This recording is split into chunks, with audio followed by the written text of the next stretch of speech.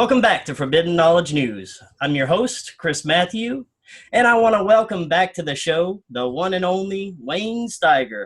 Wayne, how you doing tonight? Doing fine. Chris, how are you doing? Oh, I'm doing very good. And Excellent. there's a lot going on right now. Weather's going mad. I have not seen so many crazy storms and flooding in my life before. The amount of volcanoes that are erupting are as well. Seems like the Earth is, doing a dance with us. It's the best way I know how to put it. Definitely. But we haven't had you on our program in a while. And for those who may not know you, why don't you go ahead and give us a little bit about your background and, what got you started on your current path? Well, that's a story itself. I've taken the path of a philosopher, and, my life has been here 23,000 days, so a little more.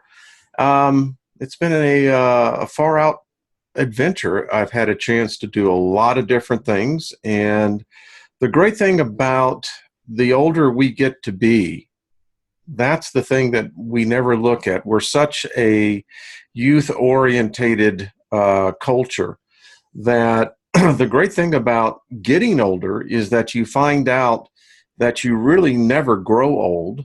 And two, you have the ability of being able to witness more time, history. And so for my life, it has been one that has always, in one form or another, always been in pursuit of knowledge. I've been what they would call a serial entrepreneur. Been involved in technology for well over 35 years, and was at one time even an ordained minister, although I do not worship in that religion anymore. And in fact, I don't partake in any religion anymore. I advise most people not to as well. And, that journey of, in fact, did a radio interview today up in Canada, and I was telling the host that the interesting thing is, for me, when I came out from under the God spell, and that's what I call it, you don't have any more safety nets. So you don't have a religion that basically provides that safety net, where you don't really have to think about what is awaiting all of us, and that's death. It's and people don't like to think about it. I think about it quite often, because when you think about that moment that it comes, where do you stand? And, it's taken me, oh, good Lord, 6-7 years to get to this point where I'm at. And the more you find out, the more aware you become, the more aware you realize that I don't think anyone has it figured out. And that makes it a conundrum for our existence here. For instance, I'll give you an example. The reality that we define as reality is one that we all share. However, it's not one that we all experience. And by that, I cannot experience what Chris experiences. We could go to an event, let's say a movie, and both watch the movie and come out, and no matter what the experience was, well, in other words, it was a sudden jolt, a surprise, whatever, each of us react to it differently. And that really, I think, where I'm at my point in life, I think I've really discovered what the secret to life is. So once you have that figured out, then it really becomes fun. Oh, yeah, well, I guess so. And, I hope you can share a little bit about that secret of life with us. Sure. People would like to know about that. I'll tell everyone, you don't need a religion. You don't need, you really don't need a belief system other than the belief of yourself. And what it really comes down to, Chris, is this. No matter how you want to slice it and dice it, back in the day, they used to have the slice-o-matic. you know. And I don't know if anyone remembers the very early days of Saturday Night Live, but when Dan Aykroyd would get up there with John Belushi and do that act, it was just hilarious. My point is, no matter how and what perspective you look at this, when you examine it, here is reality. You come in to death, and that's really what the birth process is. It's a rite of passage. Most people don't really stop and consider that. It has far-reaching implications even into the next life. We're born into a death system. Now, I don't know why that is, but apparently, in order for us to move on, you have to go through this initiation process called birth. And I've titled it The Passage of the Birthright. And that is by vaginal birth. When you come in, my wife, who is a nurse and has been a nurse for nearly 40 years, as she describes it to me, the physical birth process, and I'm going to tell you why we're born into death, and it changes your whole perspective, is that because no human being can survive it. It's a one-time shot. And as she tells me, the pain is so intense. Guess what I theorize it does? It sears our consciousness to where we never can remember that pain again. People are afraid of the fear of the pain of death. And actually, it's going to be a surprise to all of us that you're going to find out it's joyous. The birth process comes in is one time only. And here's the thing. The minute you are born, you're 1 second closer to actually dying in this realm, which really that when we die, it's really the entrance to the birth of life. So the secret of life is this. It's you. You're born into this world by yourself. No gods, no other thing watching. You are on your own. And I tell people, ever watch your own son or daughter's birth? You know what? We're all around it, but when it gets right down to it, it's that sovereign, sentient, divine being that's coming into this reality. It's all on theirs. And I'll tell you how traumatic it is. Watch any newborn. We have a granddaughter, was in there, had a little struggle to begin with. But it takes the average newborn about a month to recover from the birth process. Think about that. Right. So, yeah. And we're taught differently. We're taught that, you know, somehow we're born into sin. What the hell does that mean? You know, when you step back and you look at us as a species, Homo sapiens sapiens, we're right in the midst of a new evolutionary jump.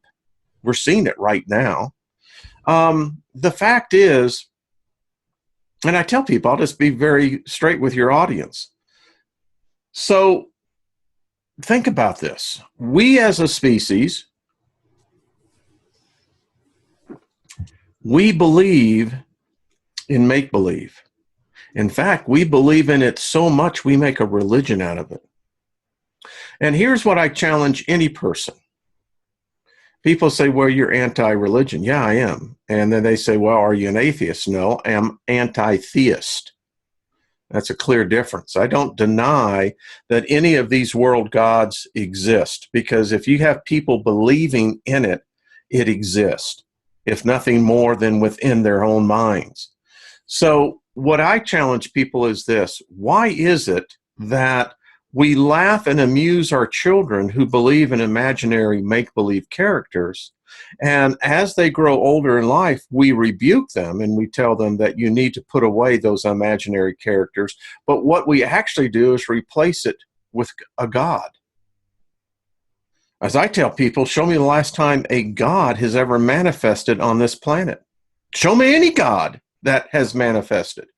None have. In fact, I'm going to be on tomorrow's show, on Sunday morning show, is that I'm going to be talking about the fact is, I'll tell you how deceived we are as a species.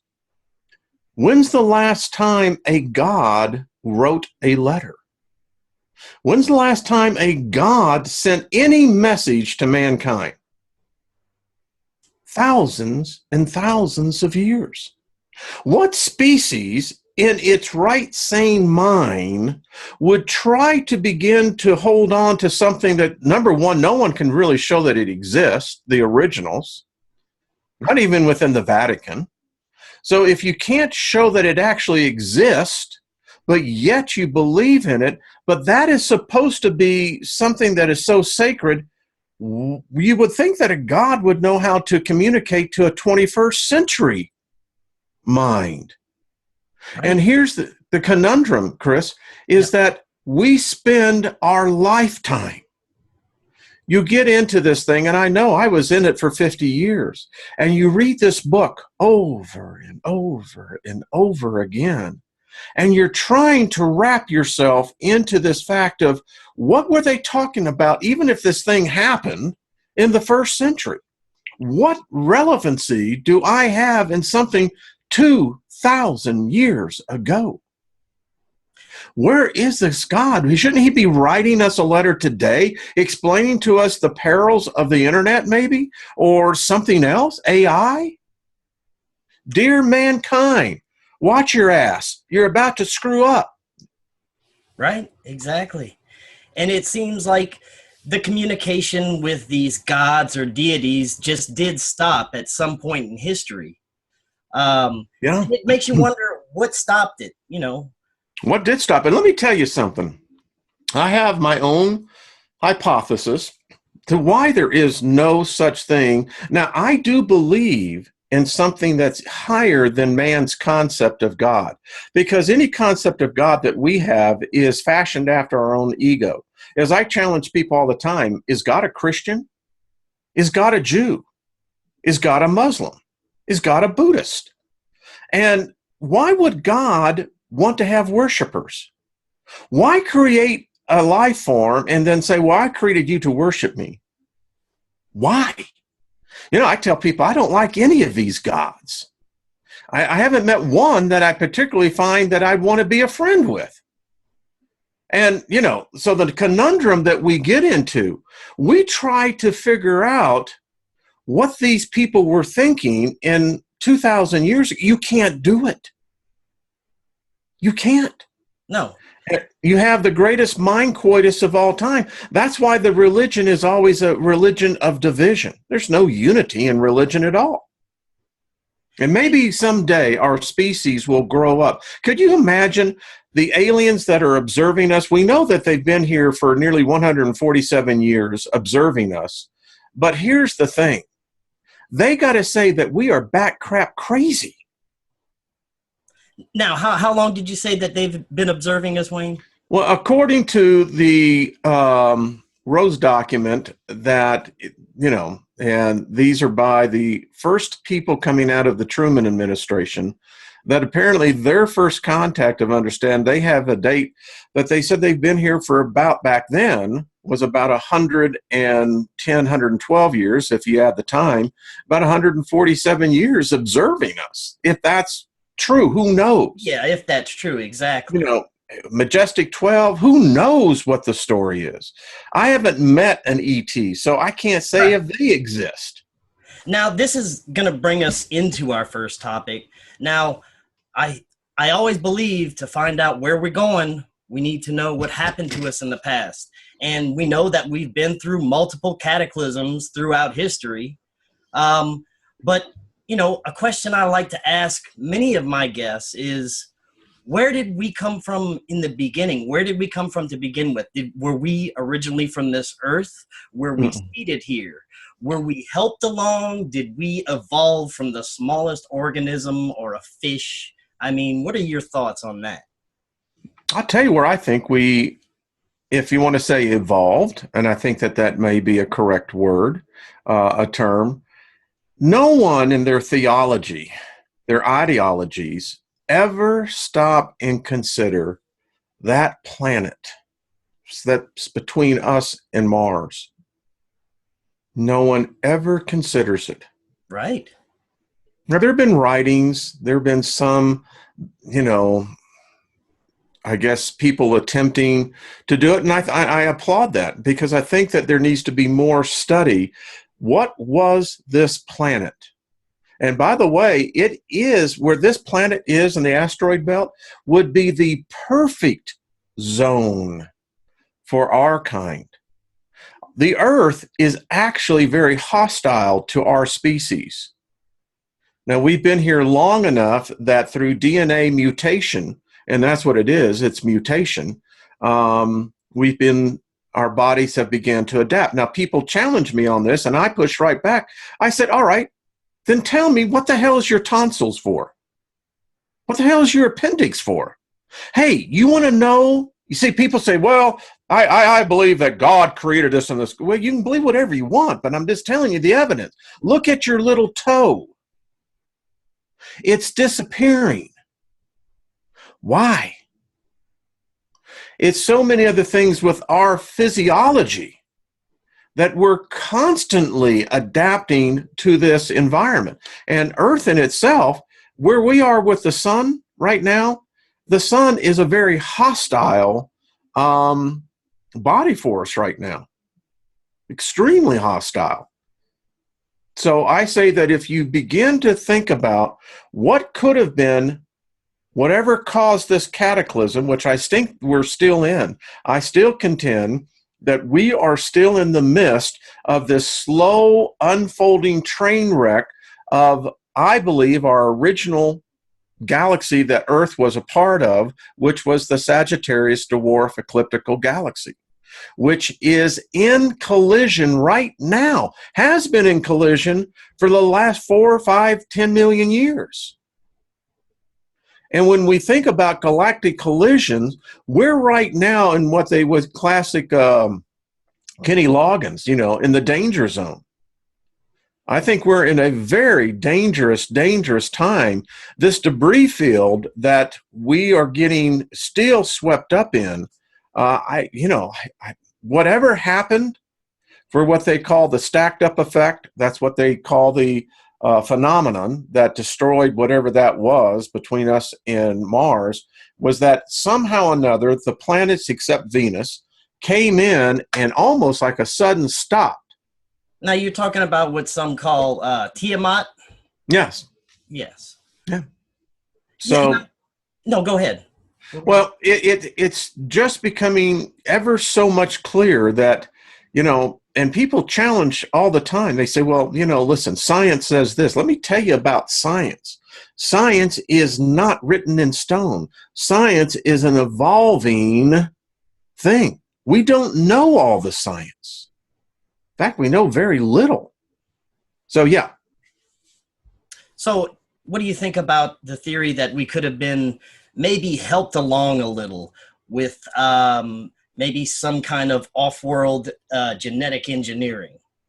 Well, and that's a crazy theory, and there's people that, and I hitch my wagon up to this one, that the moon, I think, is really what brought us here. I don't think that that's a natural satellite. We know it's not. Yeah. It's hollow. We know that. I had the privilege of, having probably one of the last conversations with Gene Cernan.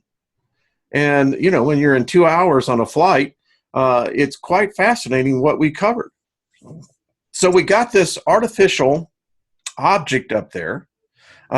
It still defies no one has been adequately able to explain to me how that object is up there by gravity. It has no rotational spin. So someone's trying to give me this cockamamie story that it's in that perfect equilibrium between Earth and the sun. Yeah, it's locked, a gravity lock or some. Yeah. Well, that's just a theory. Right. It's not science. Listen, gravity is a theory. Exactly. It is. Yeah, it is. Yeah. So do you think as a species, now there's a lot going on with us as a species. I've observed there is a large portion of us evolving, but there's also a large portion of us kind of going the other direction. Mm-hmm. Where do you think we're going? Where do you see us in the next few years? Well, as I contend, we're in the midst of a transmutation. And we're seeing the evolution of transhumanism become a reality. We're now seeing that the technology is here, that the transference of consciousness, they're in beta experiments. They're dealing with people that have terminal ailments, and they're in the labs practicing, seeing what happened. And when they make the breakthrough, and I do say that they will make that breakthrough where you're going to actually be able to jack the consciousness, and that's the holy grail right now, is to capture your consciousness into a machine. And you think about it, you know, this has been man's evolution for the last 6,500 years of written records. Man has always made machines to ease the burden of this planet. And that has been our evolution. When we've actually evolved very little socially, culturally, when you see what we've done with the machines, we've made huge advancements. And now we're seeing the transcendence of a whole new species. Now, I don't know if it's going to be the genius is going to be Homo techno sapien. I don't know. But I know that that's where we're going. Now, let's talk about what's happening to us genetically. You know, we've entered into what scientists call June 1st, that the Earth entered into a new epoch.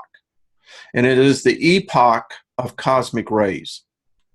We've entered into either a time of our sun, a region of interstellar space, because remember, the sun is moving at 550,000 miles an hour. The Earth is moving at 168,000 miles an hour. We're moving in a helical trajectory. We're not on a flat plane. People get this crazy cockamamie idea that we're somehow or another on a flat plane. No, we're hurtling through interstellar space that we've never been in before.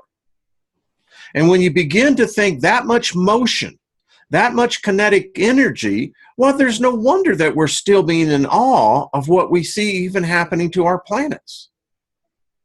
And so when we talk about genetic jumping, we're witnessing that right now. When you begin to see a spike in the cosmic rays, these are gamma rays that come down into the stratosphere, all the way down into the ionosphere, typically is where they would disperse. They would hit atoms, and then atoms in turn would cascade different particles. The problem is they're getting all the way down now to the troposphere.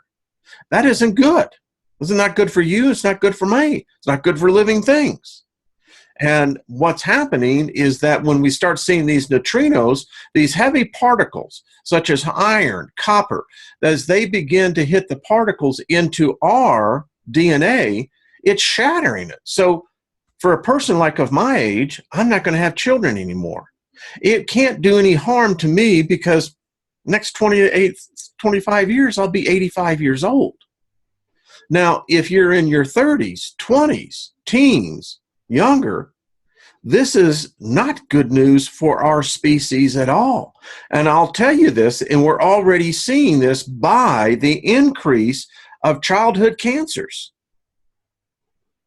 I mean, we're finding new cancers now. And it seems like no sooner do we seem to be able to solve one, there's 5 or 6 more coming in. Where is this coming from? Well, it can't all be environmental. There has to be something else. I mean, with the food that they're feeding us with all the GMOs and then the crap they're spraying in the air, there's no wonder, you know. Oh, yeah. I mean, let's just be honest. This is, and you know, we all like to be positive. We all like to be upbeat, get it, get it, get it. But the fact is that you're seeing a train wreck with a species. In the Westernized world, what we now are feeding people is nothing different than the old Charleston Heston movie, Soylent Green. Now, if you remember in that movie, they were eating people. They were taking dead people and reprocessing it into a protein bar. And when you look at the food systems now, so the GMOs, already people keep saying, well, I'm going to go completely organic and GMO free. Good luck with that, because it's been in the system now for nearly 20 years.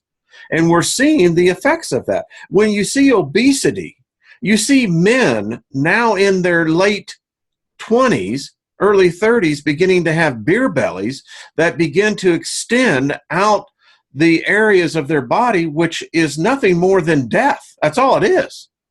And then you become diabetic, then you become high blood pressure, and the list just goes on and on and on. It's a messed up reality. I did a video over on my channel, and the premise of the video was this: is it just here on Earth, or is it everywhere in the universe, this insane reality that we're born in? Because, you know, here's the crazy thing, Chris, think about this. When you are born into debt. Do you know the average cost for a child in the United States is $5,000 starting? So you're already into the hole. And the rest of your life is that you're going to be doing this: working. You have to work. You have to be able to pay your taxes. And in order for you to get anything, you're going to have to basically work yourself to death. And along that journey, you're supposed to be learning whatever it is you're supposed to be learning. It's a messed up system. It costs you to die. Now, you personally, no. But it's like when you're born, and it's like when you go out. It's going to cost somebody something for you. Now, that's a messed up reality. Oh, yeah, it is. And I wanted to get into something you had mentioned. You'd mentioned we're traveling through an area with more cosmic rays, and there is a lot going on our Earth right now. Let's talk about these effects. What's behind this? Is it just cosmic? Is it just the section of space we're traveling through, or is there more to it? Is there more that we're traveling through than just more cosmic rays? Well, I think number one, we have to bust the illusion that we live in a very stable, predictable solar system. We do not. We know from anyone go and check out the Thunderbolts project, look at their symbols of the alien sky. Our ancestors talked about a time when Saturn was the predominant light for the Earth. Not this sun. Saturn. You know, I contend something came in. We have indeed amnesia. We don't know for sure, not even our science. All science has been based and predicated upon observation, starting back into the times when you began to have the first people peering through glass and looking at telescopes. We can go back as far as the Sumerians, where they saw a different sky than we did. You know, and people say, well, no, they didn't. Yes, they did. Number one, they didn't have the light pollution that we have today. And it's very evident that they were in a different quadrant of space of what we're seeing. Now, people will say, but wait a minute, we see the same thing with Polaris. We have stars that we can have. Yeah, but that gets to be kind of weird too.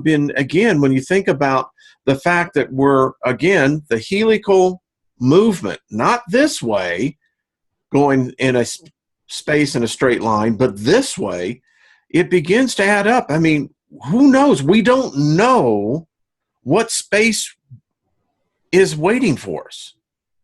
Right. Now, Dr. Claudia Albers theorizes.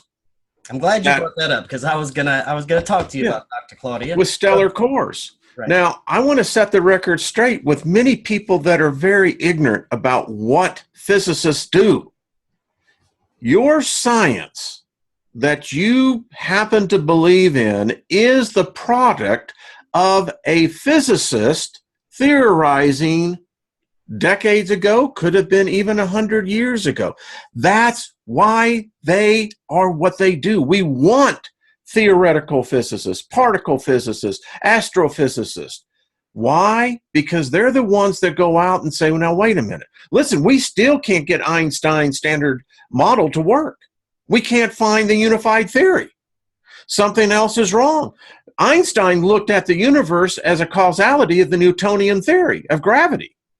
Well, we know now that that's wrong. We know that the universe is, in fact, electric. Different principles, different laws of physics apply. So think about this. Think about, and this is my hypothesis, taking Dr. Albert's stellar core theory, is this. We are in the midst of this huge galactic train wreck.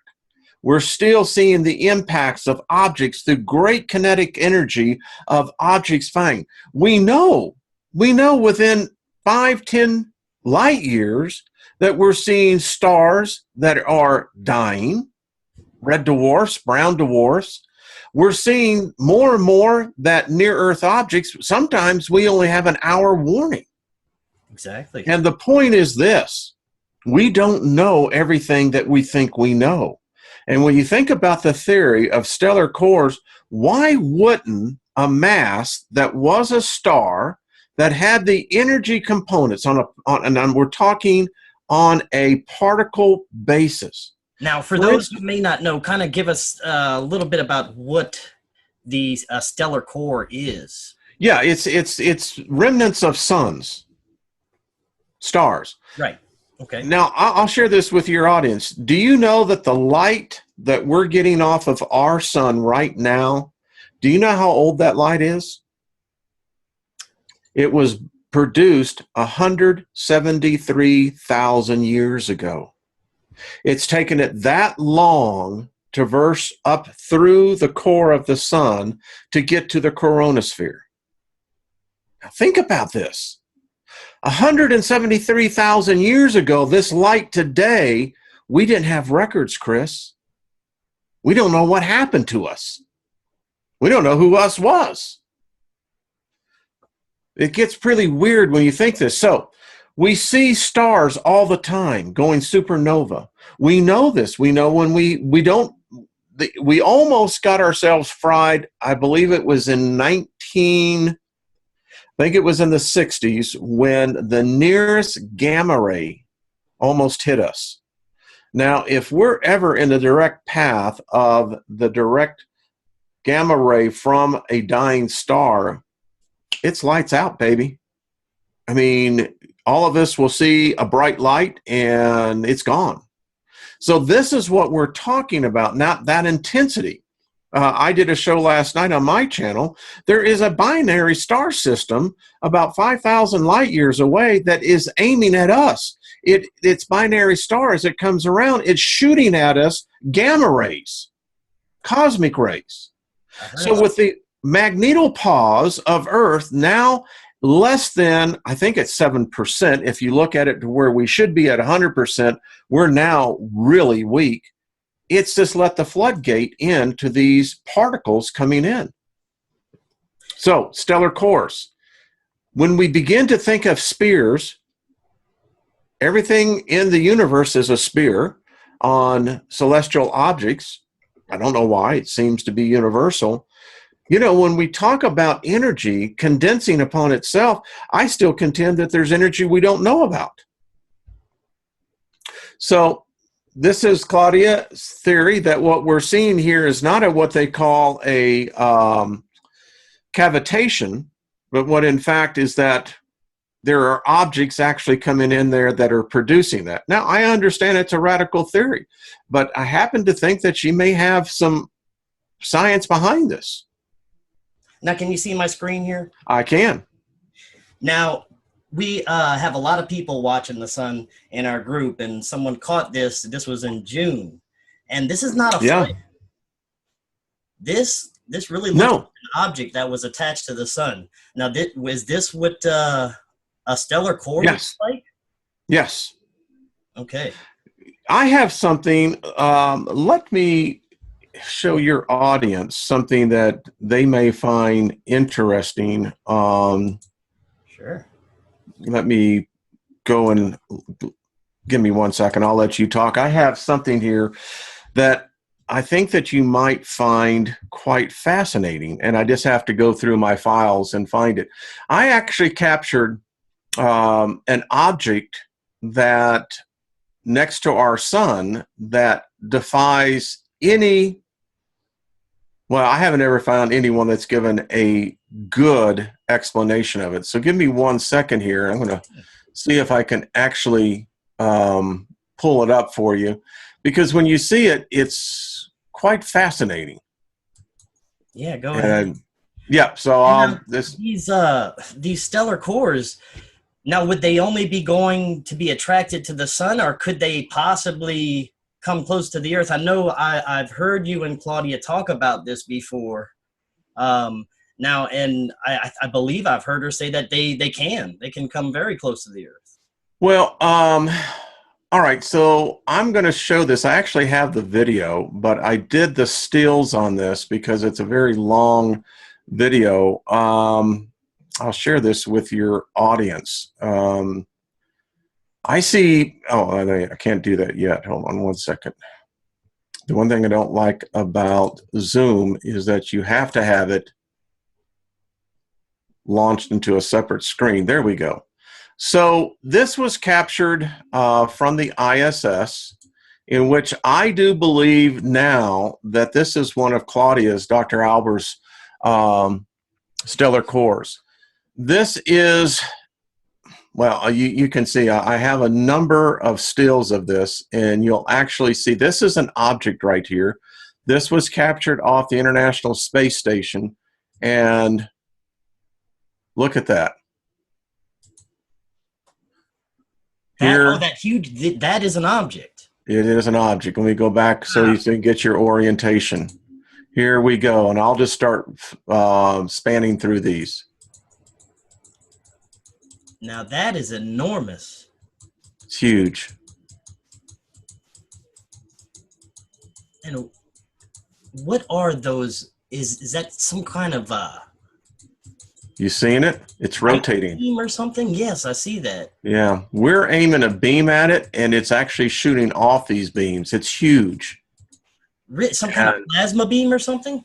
Well, yeah, I got the distinct feeling that it's huge. This is the core. That is enormous. Here it is in the natural light. There's how it was when we recorded it right off the ISS. And there in the different light filters, you can actually now see them. Now that filament kind of looks like what you see get attached to the sun at times. Mm-hmm. And you can see how far this object really goes out. And the core of it was over here. Here's another light filter, as you can see, clear distinction. These are actually rotating beams. It's only when you actually see them, you see them rotate? Yeah, I see it. And here is another light spectrum. You see how they rotate around? Yes. It looks like it has kind of a gaseous cloud around it. Mm-hmm. Stripes. Stripes. Wow. It's here. Whatever this is. They won't show it anymore, but there you go. You can see it. Yeah. Amazing, isn't it? That is amazing. That is enormous. And this here, the reason why I put it into this in the X-ray is that it's huge. Whatever this is, it's huge. And you can see the photons coming off of this object. Amazing, isn't it? That is amazing. And when this thing visited us, this was about 2 years ago, I was in awe. I mean, it was like, okay, everyone, did y'all see that? So, yeah. Now, I have more. Let me show you the object that I have often wondered about. And you have to give me a second. I have, well, here's one for everyone. It just makes you wonder what kind of effects these are pulling on Earth when they're getting that close. Well, here's another strange day that I recorded, and I'll share this one with you. I call this the magenta object when it moved through. We were in a huge, look at this. That's the sun. Yeah. And this is not a filter. Is that wild? Wow. This was what was in the front Okay. at the same time. This was what they were showing in the back. And here is the date. You can actually see the website that it was coming off of. I mean, tell me what is happening here. I've looked at this, like analyzed it. This purple, just you can see it impacts everything. Everything is colored in this light spectrum. Yeah, and I've seen that a lot from the ISS. Quite a few times when just random checks there, it'll be lit up. The Earth will be lit up purple. And here's this UFO that was captured. You can actually see it. Wow. And I'll just go back for everyone. Yeah. Yep. Coming right up over the horizon. It was a big sucker. And now it's... So, again, why are we getting these type of anomalies? I don't know. I can show you the time when we saw a second sun. That's one of the weird things. Let me pull this other video up. The second sun thing is so crazy nowadays. Talk of sun simulators, and it's just hard to tell what's going on up there. It is. Just pictures of lens flares. You can't, I do get a lot of interesting pictures. It's very hard to tell. But I have a theory on this, by the way, as to what I think we're seeing in a lot of the cameras. And I think that quite literally what we are seeing is because of the light of different objects coming in, we're getting combinations of refraction and reflection bouncing off of the atmosphere, which makes it very difficult for many times capturing very strange anomalies. And our sunlight just doesn't seem normal. It's first of all, it's not the right color. It hasn't been the right color for years, and it's not the right shape. When you take it's damn hot too. Yeah. So here's the one that has always baffled me. This is the sun. I've got gigs and gigs and gigs of this same picture. But this day, the sun was emitting a smoke trail. And watch, wow. Now the sun should be going down this way. Okay. But watch what happens. It begins to, retrograde. And never could figure out why our sun would be actually burning. Maybe technical difficulties with what the hell is going on up there? Now, I've had people that work at a number of different companies that are in the space industry, right?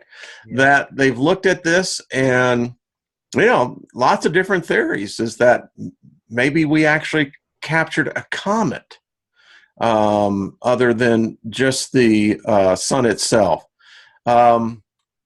These are the things that, boggle the imagination. Now, I'll speed this up so you can see it. Oh, let me pull this back here again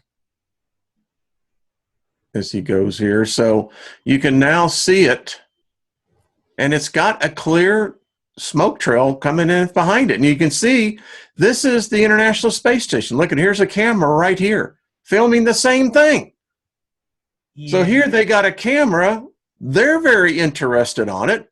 I was interested about it. Everybody's interested about it because watch what happens to this thing. Now watch this. I don't know about a comet that would just follow the sun like that. And the sun's got a giant a beam And look at the halo, right up. the Yeah. dark halo around this thing as it continues. Now, it acts like a sun because wait till you see what it does when it gets below the horizon. But again, the smoke trail, very defined, Yeah. extremely defined, and it's doing the same characteristics. Now, excuse me, I'll back it up here. There we go. So watch this. This is that same object's light now emitting. Where did that come from? Wow. And as we continue to watch the light, as we see, and anyone can go up there and watch the sunrises and sunsets, this one acted very weird. Now this just it kind of makes you think about the sun simulation theory a little bit. It does. Maybe the smoke is something got busted on that thing, and or I don't know. yeah. It's really weird. Now, I have one of these objects that I think you will find interesting when I can pull it up is next to the sun. I mean, we've captured what can only be identified as, well, they look to be non-natural occurring. I guess that's how I'll put that. So you have to give me a second here. I have it pulled up. It's just a matter of finding it. No, that's no problem. Yeah, I got actually an interesting one today. I wish I had it downloaded on this computer. It was I saw the lens flare moving, but the secondary object next to the sun was there. It didn't move. It was very convincing, but then again, it's hard to tell with these cell phone cameras, you know. Well, this was not taken from, here's one of the pictures. I have a whole series, but this one I can just show you. How about that? Oh, I've seen this one before. Yeah. Yes. Yeah. It's And like a giant tack siphoning from the sun. yep. And actually, I'm trying to find the video. There's an intake valve here that's actually so. When I see these, what they call coronal cavitations, I'm thinking to myself, but wait a minute. This is causing what could only be considered a filament Yeah. coming directly off of the sun's coronosphere. What the hell is going on here? Then we have this one.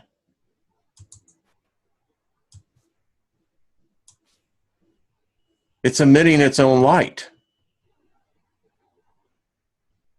Wow. And then we have this one. Oh, I have tons of those. I believe I've shared some of Yeah. those. Yeah. So we know something is up there. Yeah.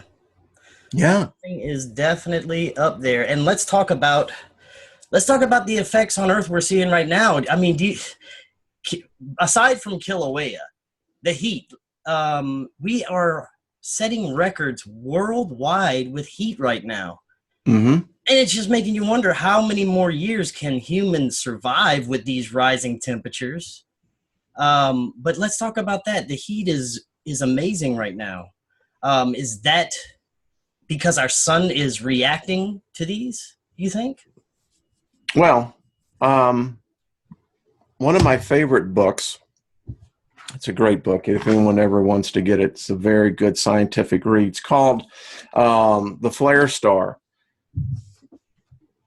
I am leaning to the side that it's not the heat we need to be worried about. Very well could be that we may be literally on the verge of the next ice age. And I say this because here's the thing. I think we're seeing the heat, and this is just me, is that because we're seeing the increased exposure to cosmic rays coming in. Cosmic rays are radiation, heat. We continue, yeah, there's a good example right there. We know that our star is weak. We know it's, I agree with Dr. Albers. I think this thing may be dying. Now, the standard line with astrophysicists today is that our star is supposedly at the mid-age point, maybe a little bit older. But no matter what you look at it, it's still got another 4 or 5 billion years to go. Maybe. I mean, who's to say that that is a fact? Where do we have the records for this? We don't know this. We haven't been around for 1 billion years to know what our sun. There's another one. You see that there. Now that's really interesting. And when's the date on that one, Chris? Let's see. I know it's in June. Most of these, all of these that I took right here are all from June. I saw so many of these in June. So in June, here's the thing. We went. Okay, thank you. Very interesting on June the 12th. Now, if you look at my videos that I did on the cosmic rays, that using the ACE satellite data, you see, this is very odd. Look at that. Now, we didn't have any, in the month of June, we did not have any solar flares. We had no solar filaments released. So what are we seeing here? You know, you're going to try to tell me that that is a cavitation? Yeah. I'm not buying it. The perfectly round. Yeah, perfectly round. And look how the flare is in eloping it and reacting to it. Mm-hmm. Yeah. So you got your data as well. It's very clear. I appreciate people like Dr. Albers. You know, they look at what the rest of people see and they go, wait a minute. No, there's something else here. And it would answer a lot for me. Let me show you one that I had that, you know, I captured literally over my house, which to this day, I contend to anyone, you tell me that this is not a celestial object. And this is literally over my house. Right there. Now, I've seen that before as well. Look at that. Yeah. I did it in every different light I could see. And look at that. I've captured very similar things. It's kind of like it's surrounded in its own cloud. Yeah. You can't really see it because there's no, it's not emitting any light. No. And if it wasn't for, now these were other cavitation, but this one here, I mean, I've captured a number of them. So what are we seeing here? Well, I contend, you can see whatever you want, but I contend that that is what Dr. Albers is talking as well, is a stellar core. Now, it would have all sorts of effects, as like some have low magnetic fields, others would have high intensity fields. We see this on ACE, that anyone can go to Integrated Space Services and you can actually go. We can see this, how these objects could very well potentially react to Earth. I mean, it's not that far-fetched. No, it's not. And I mean, we're definitely seeing some crazy things going on Earth. Hawaii. Now, there's something interesting about the lava flow in Hawaii, that it is actually flowing the opposite of our magnetic field, which kind of indicates that it's way from like a previous pole reversal. Yeah, and that's in fact what they are saying. 630,000 years old, that magma coming up. Yeah. I mean, now that's very interesting that it's occurring at this time when there's, you know, been talk of recent magnetic pole reversal and such. Yes, yes, and I contend that that is exactly what we are in fact seeing. I think, again, these processes, they take a long time to actually come about, but when you hit that precipice, that tipping point, then all of a sudden we see the release of the energy, the effect, and we think it was suddenly, when in fact I think Dr. Albers, I talked to her on Thursday night, she really thinks that maybe the Carrington event of 1864, I believe, may have been the beginning of the first intrusion of this quadrant of space. Now, you mentioned we may be heading towards an ice age. How far do you think this is going to go? Do you think that's going to be the end result of this reversal? I think that's where we very well, most likely will end. Yes. Wow. Now I'm wondering how, what kind of time frame are we looking at? Things have seemed to escalate. Now they have also these giant cracks growing all over the world, and our worsening weather. I've actually been documenting there's been a hailstorm in every part of the world almost every day, but not just a normal hailstorm, very violent hailstorm. They had one, I think it was in North or South Dakota. The whole interstate, everybody was pulled over because their windshields were shattered. The whole, for probably miles. And, yes. This is happening every day. And the same thing in Russia, the interstate, pulled over cars. It's affecting our weather as well. And I'm just wondering how many more years can we just tolerate this being battered with the heat and the weather, and then, what ultimately could happen. I think what we're seeing is a accumulation of many different events. Here in Park County, in Colorado, Thursday, and Park County is up at 10,000 feet of elevation, actually had a tornado touchdown. And you don't have tornadoes touching down in mountains, supposedly. You don't have tornadoes touching down in a lot of places that they've been touching down lately. I have contended this. I told my audience Thursday that where I live, I've lived in the same house, same home for nearly 14 years now, going on 15. And I have a east-west facing house. Front door faces east, the back door and the deck is on the west. And in our family room, I've watched the sun as it tracks across the sky and watched it for a decade. And when I first moved into this house, the sun would set in the west, particularly right after the summer solstice, and go directly down a hall that goes from our family room heading on out to the garage. Doesn't do that anymore. This year it did not. Interesting.